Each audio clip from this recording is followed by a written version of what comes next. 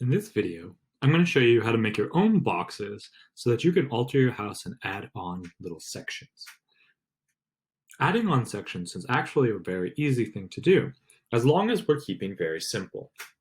So to create a box, an easy way to go about this is to use either the pen tool or the polygonal lasso tool.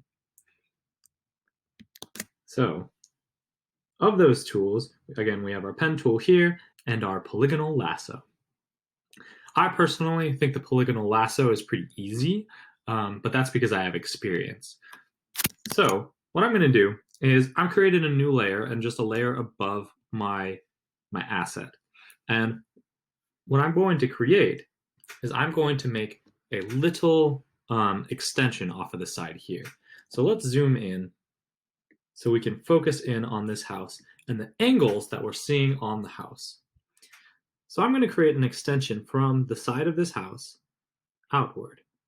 You can see my line moving a little bit, and I'm trying to keep the same kind of angle that we can see on the house. Then I'm going to come up and keep that parallel. We can see that that's parallel to this line here. And I'm going to click over, and I'm going to try to keep this line parallel to this line here, so that I'm keeping my box nice and straight.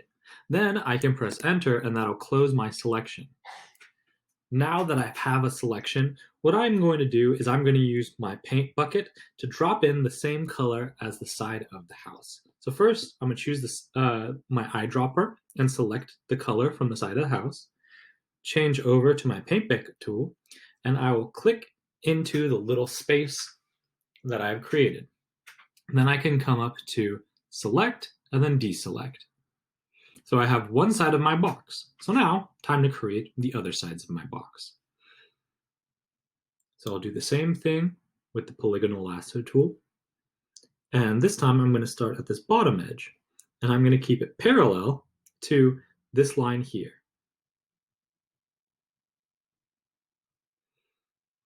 Next one, keeping it parallel to here, and anticipating the parallel angle that I'm going to have to start from the other one.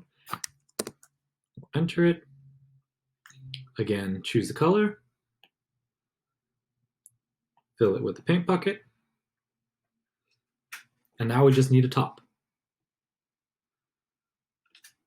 So select, deselect, polygonal lasso, start creating.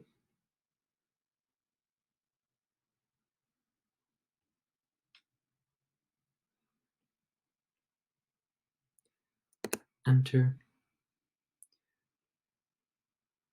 And you can choose whatever color you need to, but I'm just going to copy what I have at the top here because it gives me nice 3 colors. Use the paint bucket tool and fill it in. Because we're going to use these as things that we're going to fill in instead of the actual textures, you don't have to go too far. If you really want to take your time and add something like outlines so that you can keep your lines nice and straight, you can go ahead and do that if you think that feels necessary, but it's not completely purposeful since we're going to be replacing everything in that area anyhow. But you can see that now I have a box, and I can use the move tool to move that box around. And I can add that to a variety of different sections. I can add it to the side of the house, or I could shrink it down. Let's see, we'll move it to the top up here. And I could start making things like chimneys and things like that.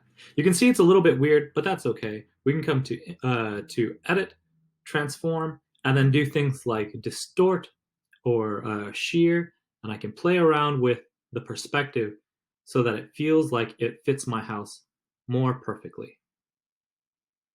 And this probably needs a little bit more working with, but that's pretty good for a real makeshift chimney.